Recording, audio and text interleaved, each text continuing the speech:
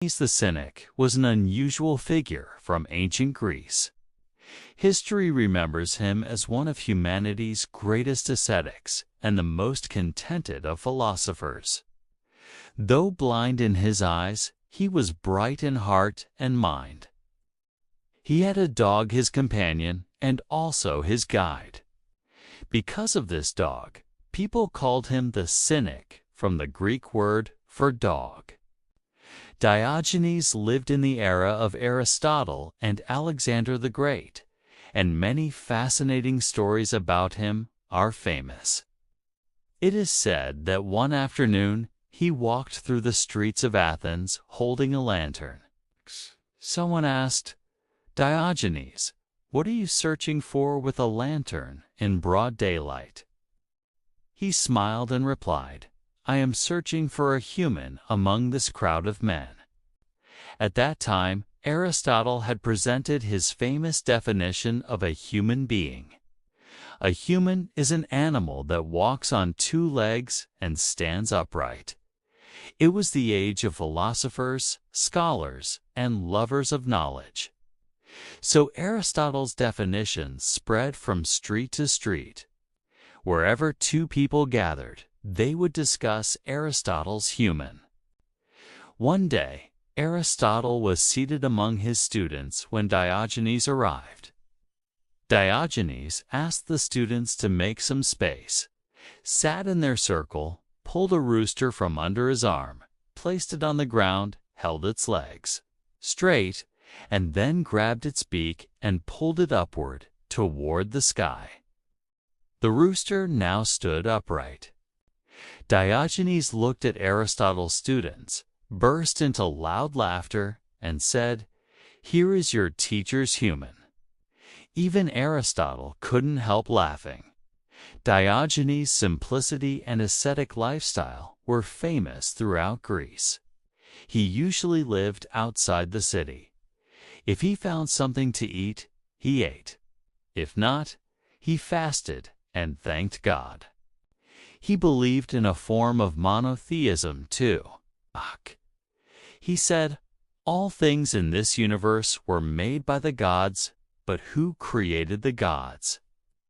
He believed that the power that created the gods was the real owner of this universe and that he worshipped that true owner. He used to say that material possessions deprive humans of true happiness. If one wants genuine joy, one must detach from worldly belongings.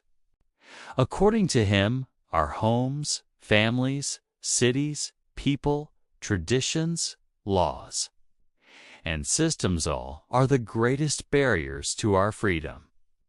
A person cannot be fully free until he frees himself from worldly attachments. He would say that human needs are actually very small. But humans expand these needs so much that even a lifetime isn't enough to fulfill them. He believed that the brave person is the one who conquers the fear inside himself. Diogenes eventually left the city to live in the wilderness. Someone once asked him, "Aren't you afraid of wild animals?" He smiled and replied, "Man's enemy is man, not animals." Elsewhere, it is written, "Man should fear not animals, but other humans," he would say. Beware of humans' human savagery outweighs that of 1,000 beasts. A famous incident tells that Alexander the Great once went out to find him. Diogenes was sitting in an open field, warming himself in the sun. Alexander approached respectfully and said, "Master, I wish to serve you." Diogenes smiled and said, "A king who is a slave to his desires, how can he serve a free man?" Alexander insisted repeatedly. Finally, Diogenes, annoyed, laughed and said, "Your Majesty, you are blocking my sunlight. Kindly step aside so that I may continue enjoying the blessings of the sun."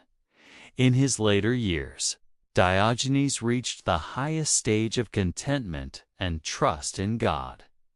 He kept a simple clay bowl. He used it to drink water and also as a plate. One day he went to the river to drink water. He saw an animal walk out of the forest, bend down to the stream, drink water directly with its mouth, and wander back into the trees. Diogenes struck his chest and cried, "Shame on you! Even an animal has surpassed you in contentment. You are still dependent on a bowl." He immediately smashed the bowl on a stone, picked up the pieces, and threw them into the river. From that day onward, he freed himself even from the need of a bowl. Diogenes wandered all day through forests and deserts, and returned at night to his sheltered small clay tub. He would lie in it, legs hanging out, counting the stars until he fell asleep.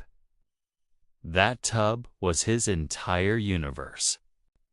One golden winter afternoon, Diogenes was lying in his tub when a messenger from Athens came running with exciting news. "Congratulations! Alexander the Great has conquered the entire world and is returning to Athens."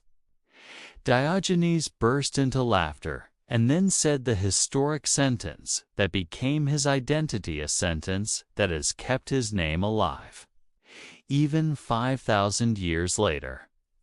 If a man is content, he can be happy even in this small clay tub. But if he becomes greedy, then even the whole universe is too small for him. This sentence has been echoing in my mind since yesterday. A friend asked me, when a person is content with one car, a small 5 to 8 marla house, 50,000 rupees a month, and a phone, why does he still engage in corruption? Why do our rulers need dozens of cars, private jets, palaces on hundreds of acres, and secret funds worth millions? Why are their hearts never satisfied?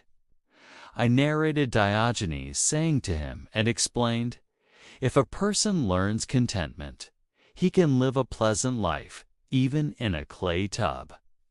But if greed enters his eyes, then all the cars in the world, all the planes, all the palaces, all the gold and silver dollars, and all the power in the world cannot satisfy his desires. Such a person spends his whole life chasing more and more. Unfortunately, our rulers, our entire ruling class, belong to the group of people whose eyes and stomachs are molded from the clay of greed. They will never be satisfied. They would even sew pockets onto their shrouds, and they would ask for cold water in hell.